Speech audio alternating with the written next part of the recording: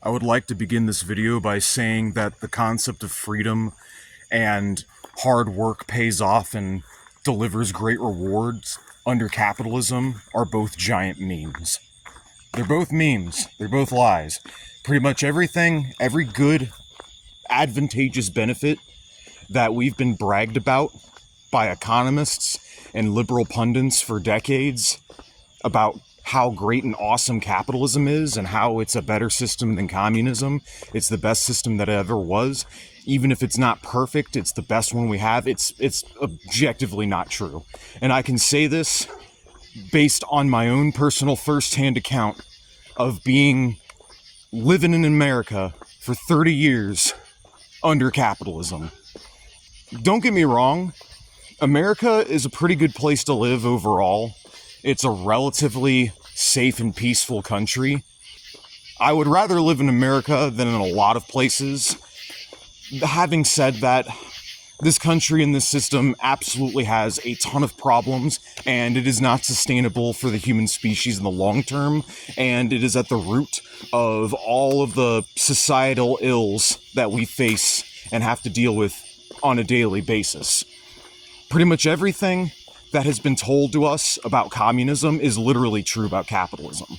Like when liberals go on to explain why they're against communism and why they think there are problems with communism, they go on to describe capitalism. Like everything, like from the police state to autocratic political elites, unelected, who own and control everything, from the exploitation, abuse, and the ruthless punishment and repression of the general working population. Brutalist architecture and infrastructure that's all gray, dull, and ugly, and anti-human in a world without color. The deaths of millions of innocent people needlessly. Poverty, sickness, unemployment, shortages, economic stagnation, economic problems. Literally everything that liberals say about communism is objective fact about capitalism. It is pure projection. It is an admission of guilt.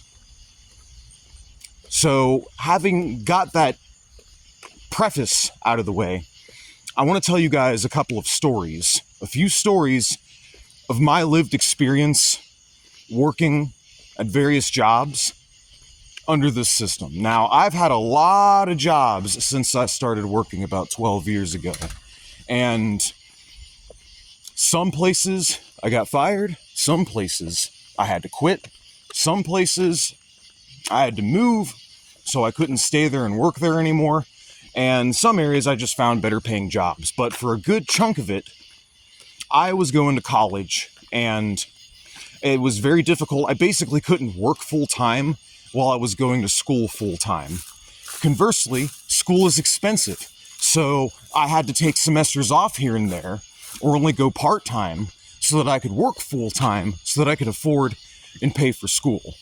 Well, since I've gotten my degree, I'm happy to say that after 4 years of college, 4.5 years of college, all that studying, all that time, and getting my associates, I'm happy to say that I've done absolutely nothing with it. I never got a job in my field. I tried to.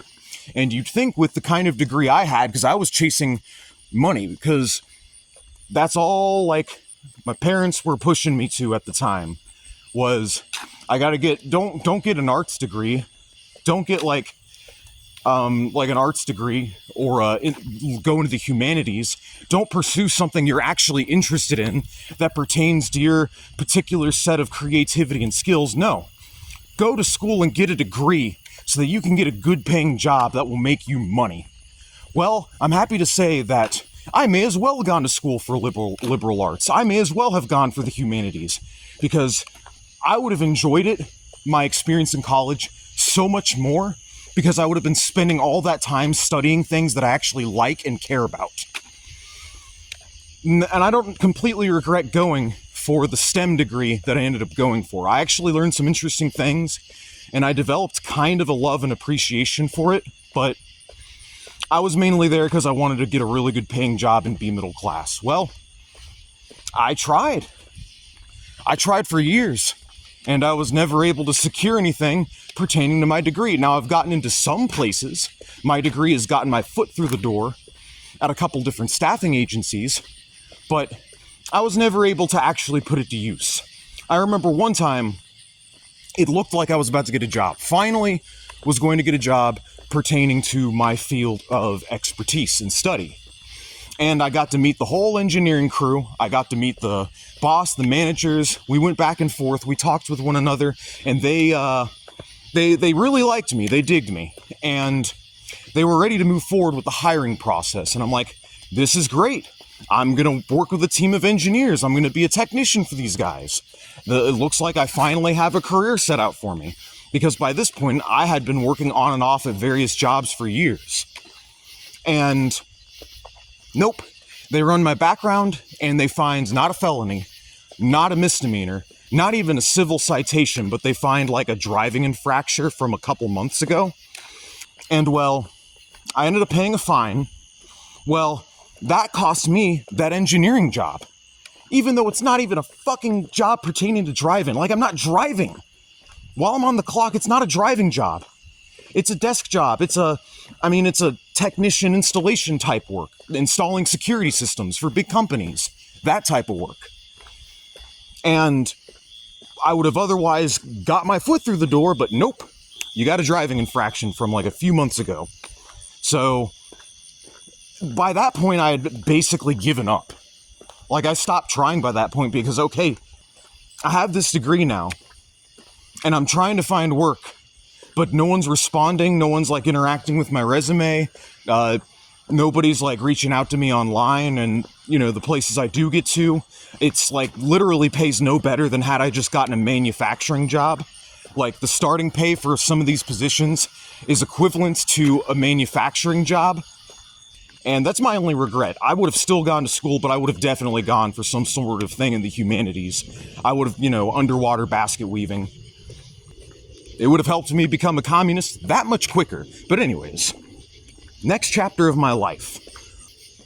Within like the last 4 or 5 years, I have worked ballpark three or four jobs. I worked for FedEx for a while, got fired from there. I worked for what are they called? Saffron? I can't remember the name of the company, but they were these war manufacturers. Basically, they built airplane parts. Some of those airplane parts were for military jets, so I'm glad I'm not there anymore. I was there for a couple months. But let's talk about my FedEx experience. Okay, so while I was at FedEx, I worked so hard for them. Now, they had two different schedules. It was part-time and full-time. Part-time is 25 hours, full-time is 50 hours.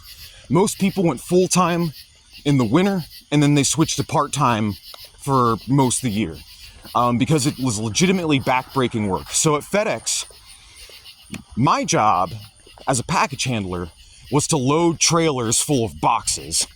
And these are not light boxes. So you have the trailer, right? The 50-foot trailer being hauled by a semi.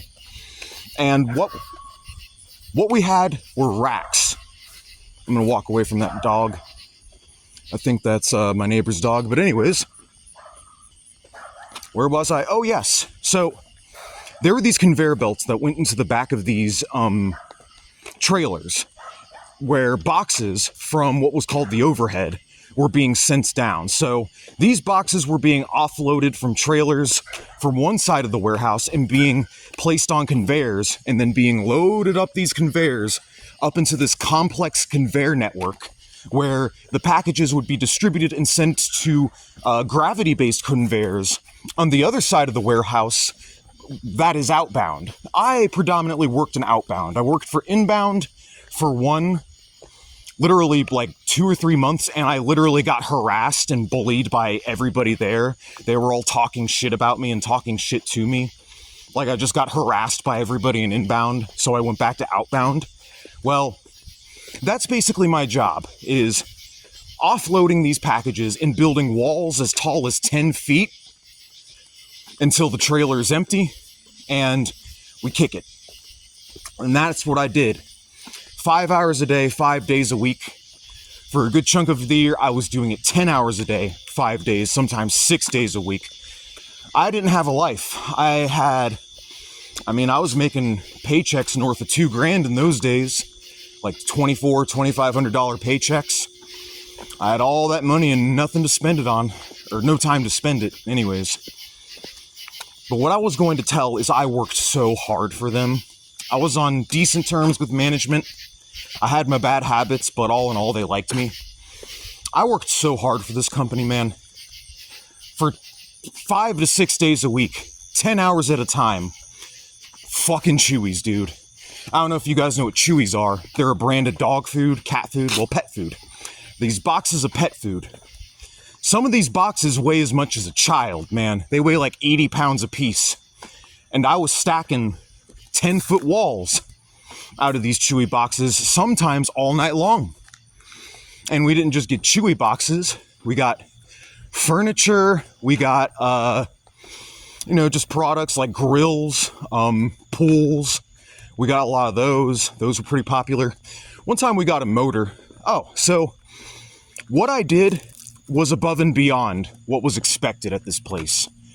The work that I put into that job was unbelievable. I was the guy who handled what were known as ICs as well. In addition to doing these Chewies and working at a good quick pace, I also offloaded ICs and loaded them into the trailer. So IC stands for incompatible. They are packages that are too big, too heavy, too bulky to be sent up into the overhead. So there's a separate conveyor located on the first floor of the warehouse upon which these incompatibles were loaded to. And the job of the IC man was basically to pick them off the conveyor and load them into the trailers. And what I would do was exactly that. I would pick up furniture, boxed up pools, packages that were bigger than me, carpets, all of the big, bulky, awkward, heavy shit. I mean, I even got a motor one time. A little motor on a pallet, something you would think would be a forklift job, got through there somehow. I saw this poor lady who was super short and skinny, this single mother. You know, she had a couple kids. She, at the most, weighed 110 pounds soaking wet. And I see this poor woman trying to pick up this motor. And I'm like, you poor little thing, let me get that for you. And I remember picking up this 200-pound motor and like hurling it into the back of this trailer. Yeah. So, as you can tell, I take pride in the work that I do. I always have. And I worked so hard for them. And what happened? At the end of the night, I wanted to go because it was the end of the shift, but they wanted to hold me longer for like an extra 15 minutes so that I could clean up. And it's something they usually did because they wanted to make sure the floor was cleaned up before you went home. But I was like, fuck that. It's the end of my shift. I'm running out on the 5-hour mark. It's at the end of the shift. I'm not staying after. I'm going home. The little Napoleon complex, little douchebag. One of the upper managers was down there. They also had a policy at FedEx against cell phone usage. So while you were in this noisy ass, dusty warehouse, loading heavy ass packages into the back of trailers for 5 to 10 hours a day, you were doing it without music. You were doing it without podcasting, without external stimulus. And a lot of the times you worked alone. This is terrible for your mental health. That lack of stimulus made the job very unbearable, especially if you were working alone, as was often the case. So I snuck an earbud into the building, and I consistently did it. And I had my manager and other guys on the crew run cover for me, because the managers could have their phones, but we package handlers couldn't. So what happened one day is upper management was just carousing the floor, and they found me with an earbud in. And they basically harassed me over it, telling me I can't have it. Like, they pulled me aside and, like, bitched at me. And then for the rest of the shift, I'm being, like, tentatively watched by this skinny asshole. Like, he's just standing there watching me while I'm working for the rest of the shift. And then that's when I go to leave that day. I go to leave because I'm like, I've been cutting my teeth for the last 10 hours. I'm going home. I'm tired. And another manager comes up and tries to stop me. He like literally is there trying to force me to stay to fucking clean up. And I'm like, the new shift is here. I'm through. I'm going home. And so both of those incidents in the same day got 2 recommendations for termination submitted to HR. 2 consecutive ones. They were ready to fire me on the spot. And they did this while I had COVID, by the way.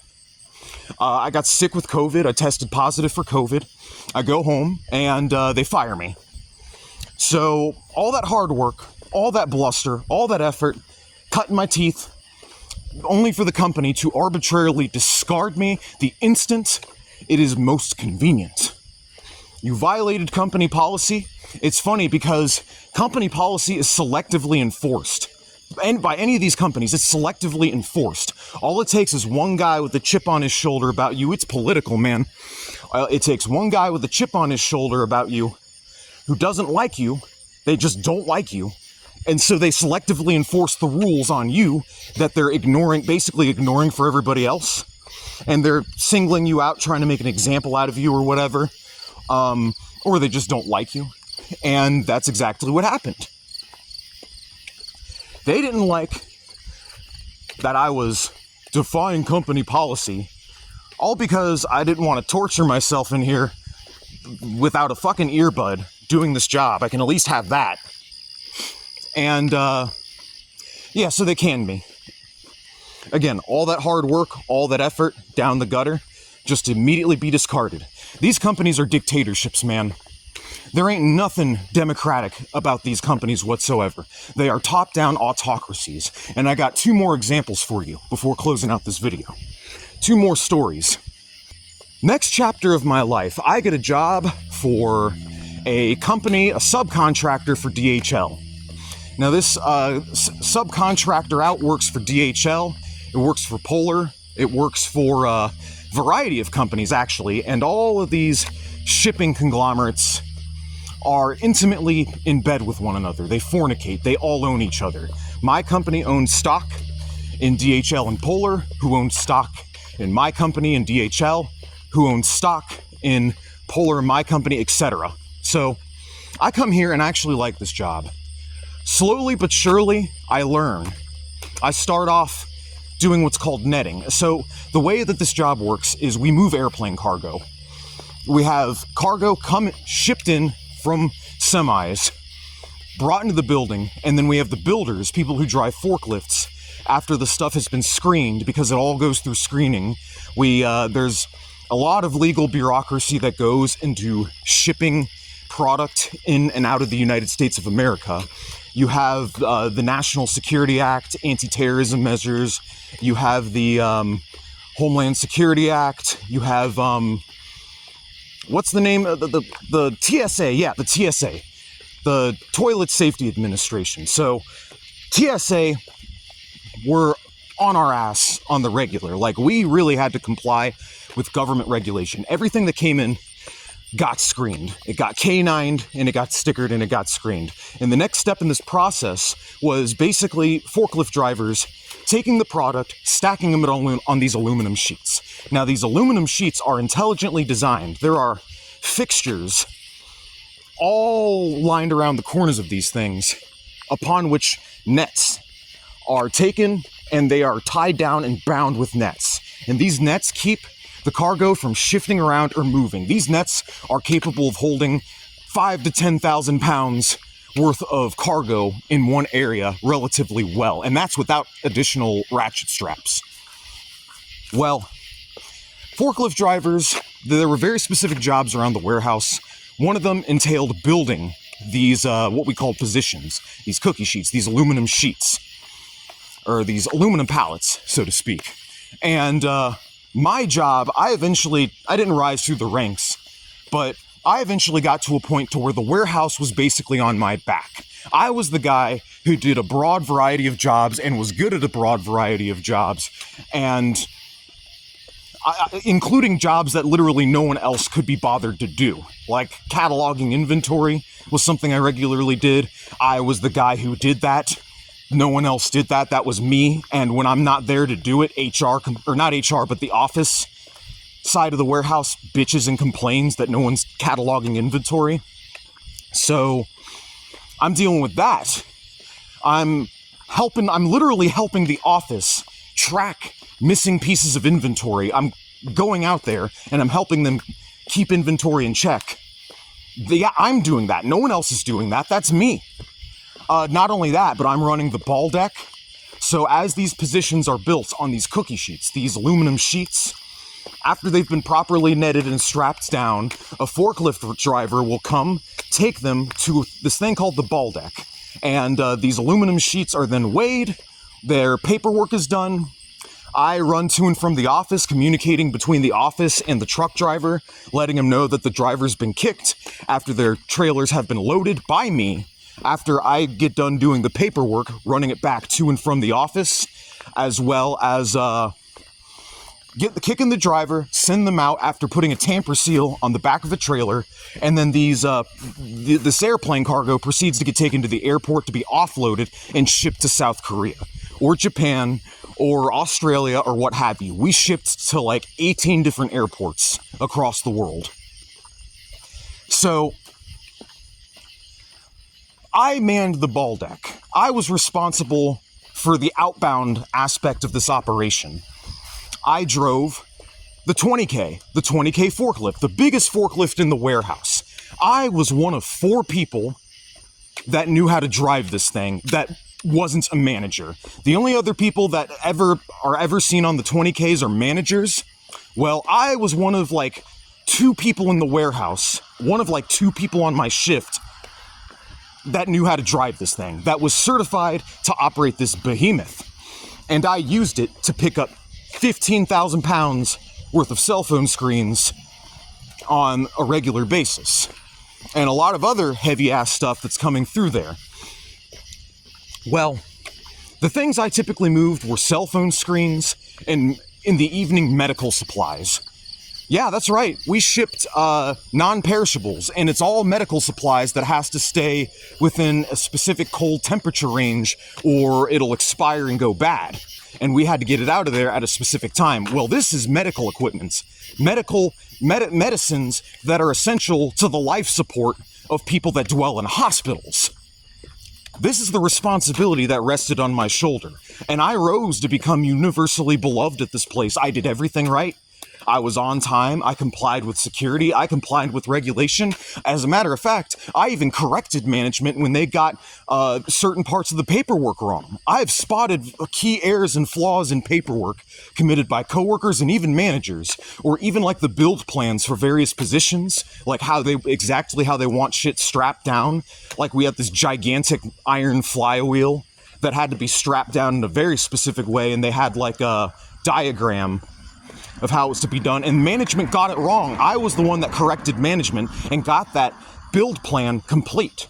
I did that. I knew like all the proper coding for some of the various screens and tendering that goes on within our facility. So I basically have this warehouse on my back. I am an asset there. I am like one of the most important people for the inner working and the operations of the floor. And and like I said, universally beloved by my coworkers and all. So what happens is one day I had a serious lapse in judgment.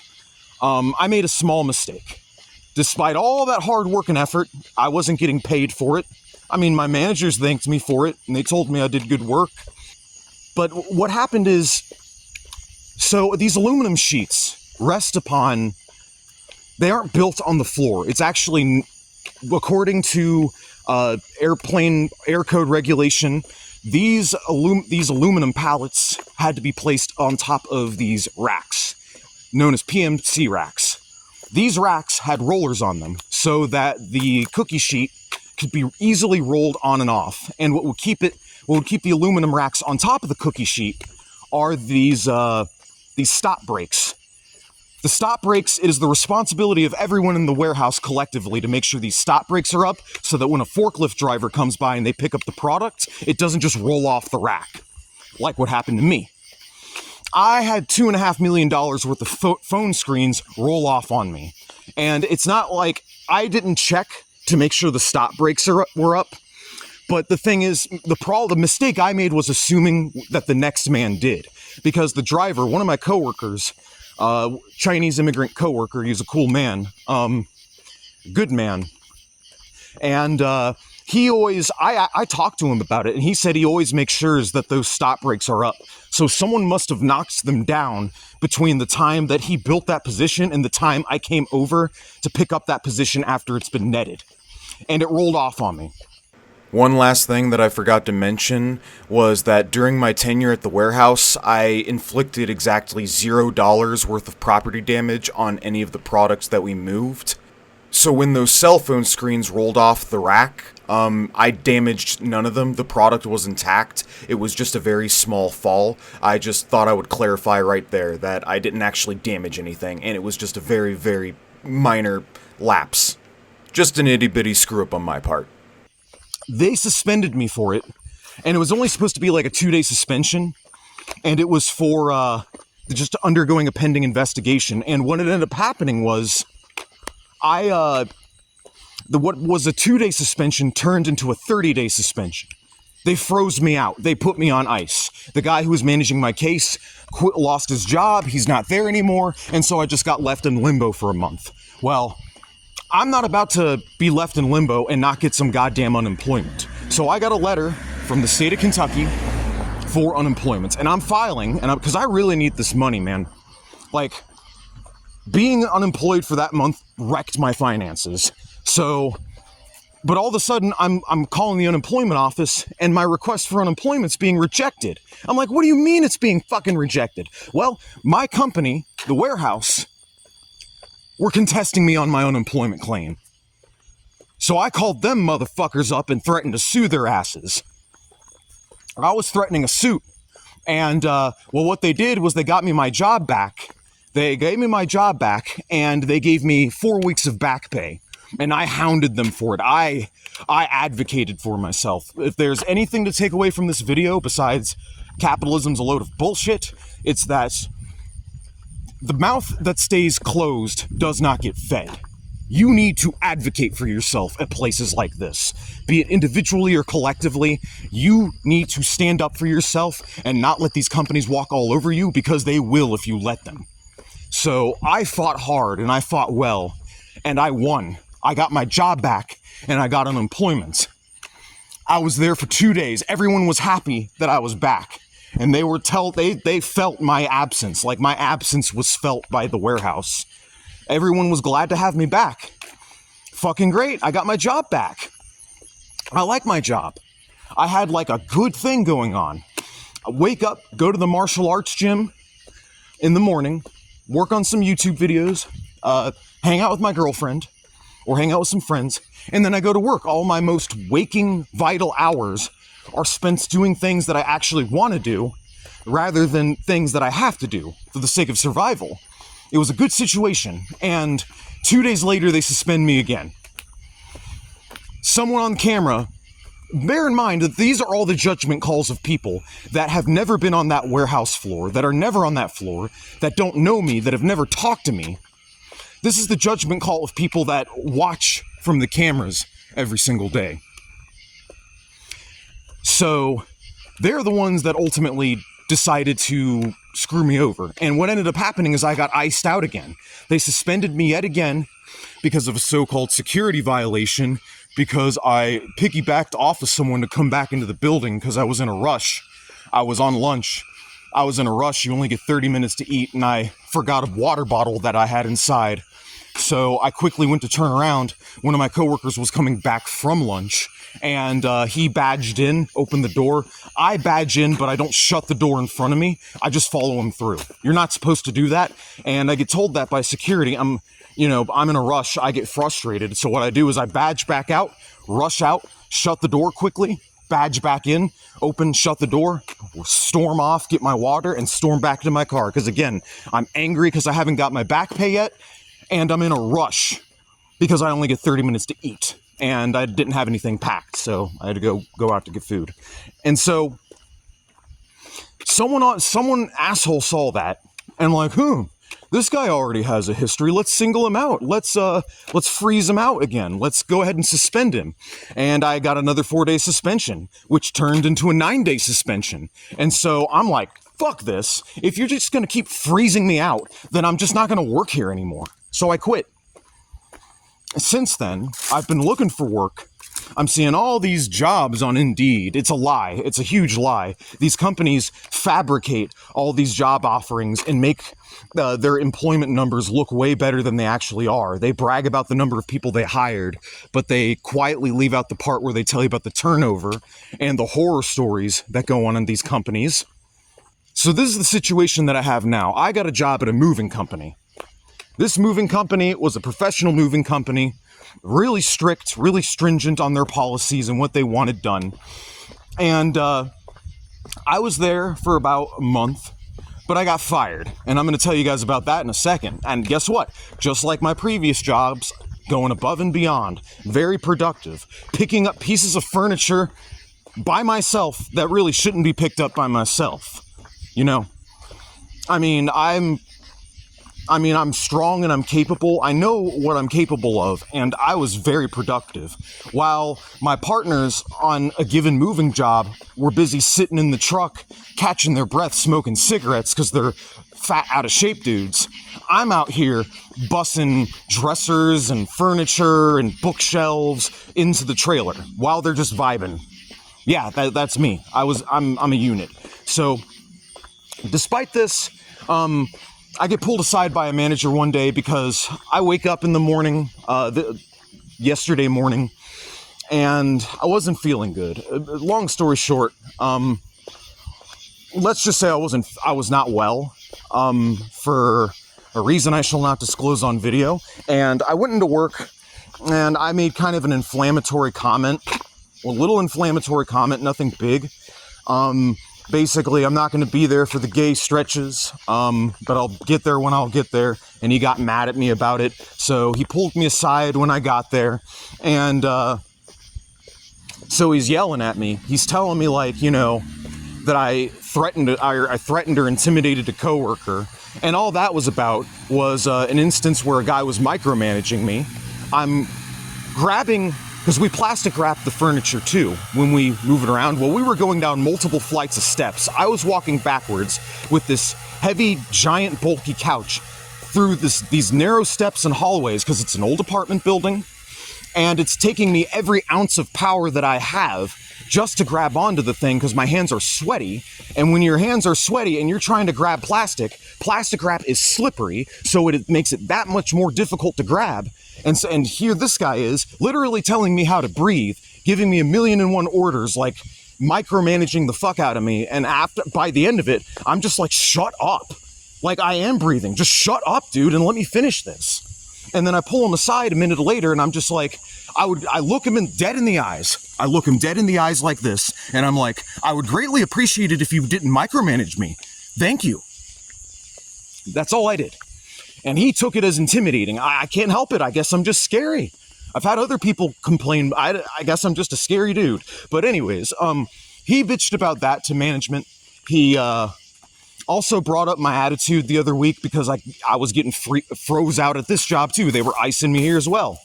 Last week was a slow week. There weren't a lot of moving jobs, and they sent me home consecutive days.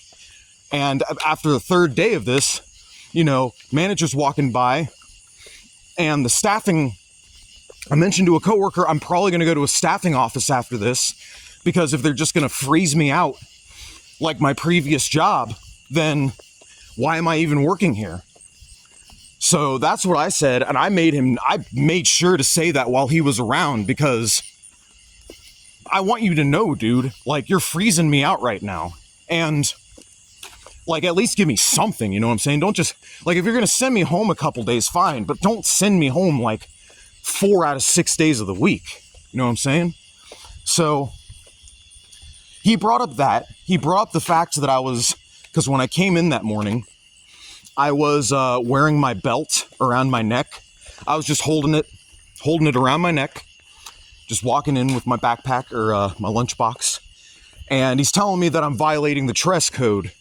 I'm violating the dress code. It's a $200 fine if one of the company's agents comes and sees me doing this. And I told him, I'm like, that has never been told to me ever. That is a rule that has never been established here. Like, where in the rules, does it really say anywhere in the rules that I can't wear my belt around my neck when I don't feel like wearing it in that immediate moment? Well, he was just looking for a reason to bitch at me. He proceeds to condescend to me. He's like, no, but I would hope a grown fucking man would know to wear a belt around his waist rather than around his neck. And then I'm just like, you're hilarious. And he's like, you're hilarious. And he storms off and slams the door shut. And I asked the GM, like, why is he so mad? Because we were in the GM's office when this happened.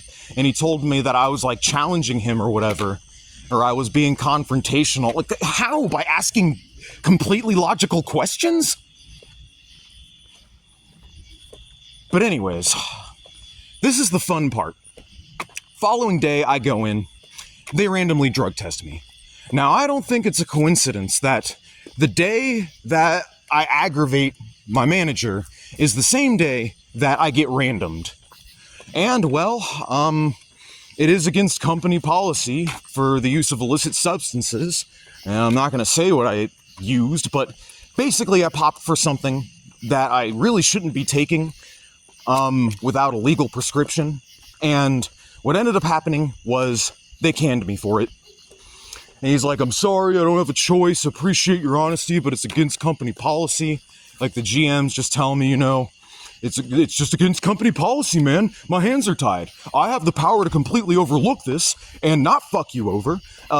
Despite your story and your situation, I'm just going to completely disregard that, I mean, whatever. And that's the funny thing. Like, they're only strict about it when they feel like being strict about it. It's all based on vibes. So he's saying that he doesn't have a choice, and I'm like, I look at him and I'm telling him, there's always a choice, brother. Like, you don't have to fire me. And he's like, you're right, there is a choice. But in this case, the choice is to enforce company policy. And I'm just like, okay, whatever, prick. And yeah. And the best part of it, here's the punchline, guys. The punchline of this story is that when I got hired there, the exact same manager who yelled at me was the exact same manager who basically tossed a drug test when I mentioned that I ate a pot gummy a day before the interview because I didn't know that I was going to be mouth swabbed during the interview. Well, I didn't know I was going to be mouth swabbed, so he pulls out the mouth swab with a steaming load of foreshadowing, and he just asked me if I smoked a joint, and I'm like, it was a pot gummy, and he's like, yeah, that'll show. Don't worry about it, dude. I'm like, okay, so this guy's cool. This place seems cool already. He literally just metaphorically tossed the drug test into the garbage bin and completely overlooked it. And I'm like, based. So, and I don't think it's a coincidence that I get randomed the following day. I don't think it's a coincidence at all. I think they were already looking for reasons to term me. They were just looking for whatever, and if it wasn't the drug test, because, I mean, you can blame me. Well, you shouldn't have violated company policy if you want. You can blame me if you want. Just so you know, the rules at all these companies are bullshit. It's just a way to blame workers and come up with excuses to blame them in case anything bad happens. It's top-down control, bottom-up responsibility. The rules are bullshit. The game is rigged against us. So I know that I was, quote-unquote, violating company policy, so it was my fault. But have you considered the part that one half the crew are all stoners? The other half the crew are all alcoholics, including management? So they're going to term me for taking something that I was really only using to get over feeling like shit that morning and being able to perform. And, but no, the rest of the company can do drugs just fine. They're just going to single out the guy that they want to get rid of. That's basically what bullshit that is. So yeah, rounding all this off, because this video is running way longer than initially intended, the whole mythology about hard work, you'll get what you deserve if you work hard, it's bullshit. It's a load of fucking bullshit. I just gave you guys numerous examples of it being bullshit. I worked so hard for these companies, going above and beyond and doing everything that they ever asked of me, and so much more, only for them to discard me like a used condom the moment it's convenient. We're not living in the age of careers anymore, guys. Those days are gone. We're living in the gig economy now, where job turnover is through the roof and work is precarious and you better take what you can get, and you're in this weird, you're self-employed but you're not self-employed type situation. Welcome to the gig economy. Welcome to the dead body of neoliberal capitalism. We are currently living in the reanimated corpse of capitalism right now. Like, this system is basically at its end. Like, it's not going to be able to go on much longer like this. Something's got to give. And the notion of hard work is bullshit. I cut my teeth at a variety of companies going well above and beyond, only to get discarded instantly. These companies are top-down dictatorships. They're autocracies. I'm sick of hearing that communism is dictatorships. No, capitalism's a dictatorship. Don't ever fucking tell me that communism is a dictatorship when you spend like roughly 50 to 75%. You have to spend 50 to 75% of your waking life inside a corporate dictatorship, following their rules, going by their dress code, abiding by their policies. And these companies don't just control you while you're at work. They're not just pulling your strings while you're punched in on the time clock. They control you and they pull you by the strings even outside of work. Because guess what? You got to buy a car in order to drive to work. There isn't no public transit. You can't do the substances that they don't want you to do, or else, they're gonna can you. Like, if you're involved in an accident and they find something in your system that's like stigmatized or whatever, they're gonna use that as an excuse to can you. It's all liability, all playing the blame game, so they control you directly while you're on the clock, and in various subtle ways, they control you indirectly while you're off the clock. And you better not even look at anyone the wrong way. You better not even look at anyone the wrong way. I got complained about just for looking at somebody. That's how crazy it is. You can't even look at people the wrong way anymore. That's how crazy it's gotten. And you got to do everything they say. And guess what? You can be just like me. You can follow all the rules, do everything right.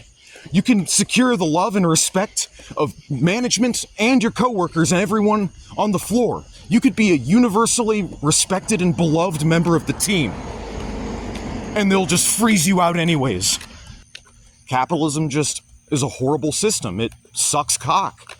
Capitalism sucks cock. And that is an insult to the cocksuckers of the world, because at least being a cocksucker is a good thing, because you are giving pleasure to another human being. You're doing something good for someone that you care about. Capitalism doesn't care about anybody. It will use you and discard you, like I said. I mean, and a lot of the advice I've been given with my situation, I mean, I've got people telling me to bootstrap it. I've got people telling me, basically telling me it's my fault that I had a falling out with my job at the warehouse, moving airplane cargo. Some advice I've gotten is literally start your own business. And this goes back to the thing I was saying about the gig economy. We're living in a new stage of capitalism, AI-generated gig capitalism. And that's the advice I've been given. Basically, just start a business, be self-employed, be your own boss. Yeah, just casually manifest several $1,000s from the ether in startup costs and just run your own business, man. It's that easy. Like, yeah. Or I've been told just get another job. You gotta love that one too, right? Oh, just get another job. When the fact of the matter is, it doesn't matter how many times you get another job. You can try to find a better place to work than where you currently work. You may even succeed.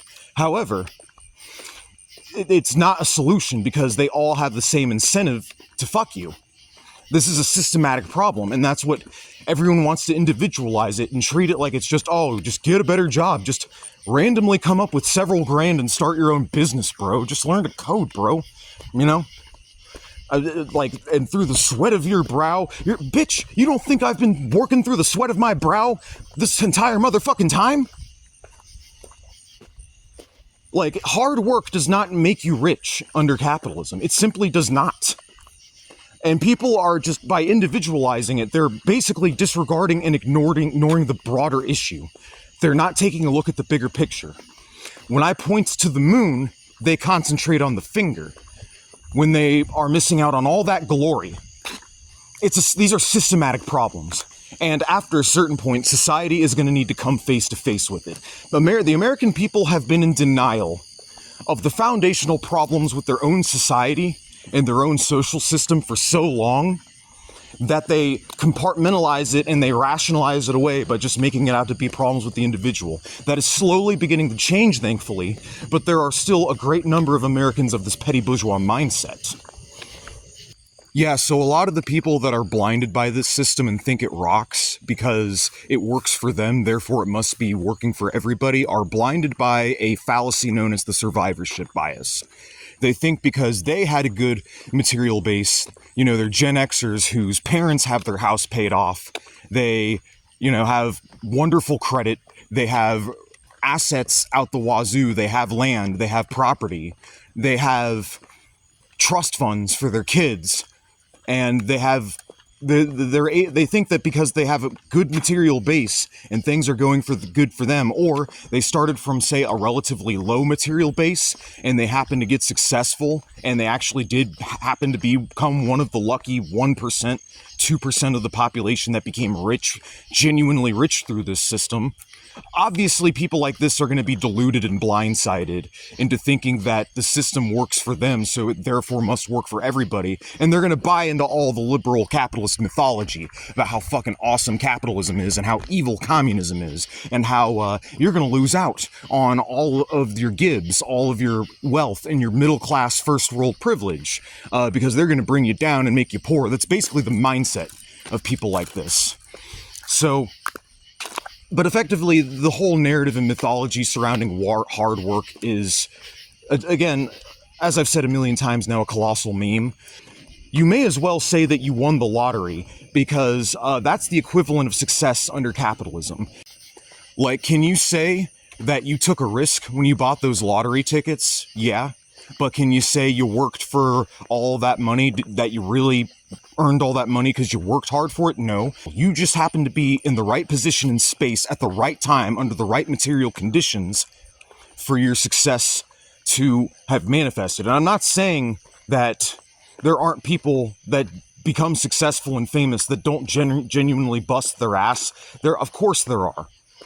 But I'm just saying that, like, for every person that succeeds in this system, there are 99 people who fail. And you only hear about the success stories in movies and media.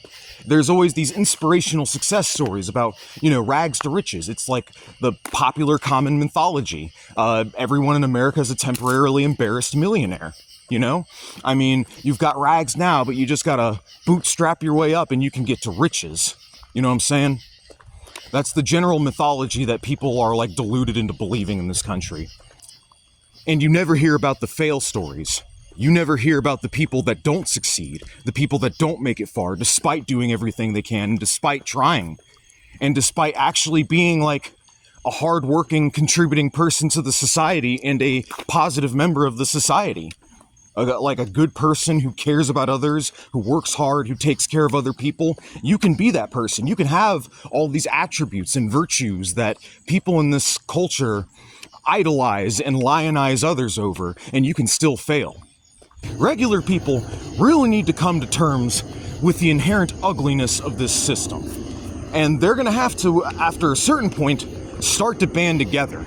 And unfortunately, that's not going to happen because people in this country are of a particularly toxic mindset.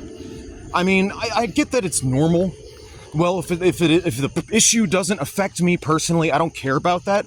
I understand that, like, that's partially human nature.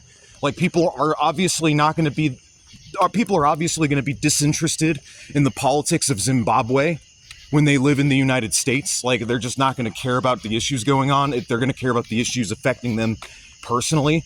Well, guess what? All the things that I described do affect people personally. But many of them are within enough relative comfort. They live relatively comfortable lives, so they're basically bought off. A good chunk of the social piece has traditionally been bought off for such a long time, but that time is running its course. I mean, it's getting harder and harder to own a home. It's getting harder and harder to start, business. It's getting harder and harder to acquire any of the equity associated with the American dream. The jig is up. I'll finish this video by reiterating what I said at the very start of it. That everything liberals accuse communism of is literally capitalism. Like, every single fucking thing. If you go issue by issue, I mean it, like, you go issue by issue, it's an admission of guilt on part of their system. It is an admission of guilt on the part of their system. Inverted, like, totalitarianism, you bet America's fucking totalitarian. Like, I spend, again, if you are a working person, you are going to spend upwards of 80% of your waking life in a totalitarian institution, a job. If you dare to make too much noise about it, they're going to call men in blue uniforms to beat the shit out of you and lock you up. And that's going on as we speak, everywhere, all the time. They're constantly pushing for more and more laws to criminalize protesting and acts of resistance. The media is constantly slandering. It's funny how people in America accuse people in North Korea of being brainwashed when that's literally them. Like all the accusations that are made of countries like Cuba and North Korea, bitch, that is your society. That is you. Like, you have zero self-awareness. Like you accuse them of being brainwashed and worshiping their leaders and deifying them and like all this other crazy stuff that you do yourself. And they don't even realize it. They don't realize they're the ones that are being brainwashed, gaslit, and manipulated by this system. And so, yeah, I don't ever want to hear liberals complain about totalitarianism ever again, because I've been dealing with totalitarianism at the various companies from which I have been employed my entire life. I've been dealing with it my entire life, and I've been seeing it around me my entire life. Believe me when I say it does not get more totalitarian than capitalism. It does not get more autocratic than the system we have now. The whole shtick with, like, liberal democracy is an illusion. There's no real democracy in this system. There's no real democratic institutions. People don't have actual control or actual say over government policy or company policy. People have no control in their lives. None whatsoever. But yeah, that's all I have to say now. Despite the general complainy, ranty undertone of this entire video, at the end of the day, the message that I want to spread is ultimately a positive pro-human message. I'm pointing these things out because they're fundamental problems with society, and a society that we can come together and make better together. So, the last thing I have to say is, the mouth that stays closed does not get fed. Advocate for yourselves. Even if it's at an individual level, stick up for yourself. Do not let these companies walk all over you. They will chew you up and they will spit you out in an instant. Also, number 2, CYA, cover your ass. Make sure to make friends with the right people and forge the right alliances at your workplace. It's a political game, you see. And hell, even if you do play politics to the best of your ability, this guy, you can still get froze out anyways. Remember, the companies, you have no protection for your job, no protection whatsoever, so companies can do whatever the fuck they want to you. We can make the world a better place together. You can make your life better for yourself, but you've got to fight. You can't take it lying down. It's a struggle. It's a struggle to survive. We're out in the jungle right now. It is a struggle to survive in this world, and so no matter how bad things seem to get, no matter how difficult things are, just keep moving forward. Just remember that's the main takeaway. Just keep moving forward no matter what. No matter how bleak things may seem, Regardless of the darkness in our lives now, I assure you that there will be some light sooner or later. The universe has a way of balancing things out, so don't you ever give up heart now.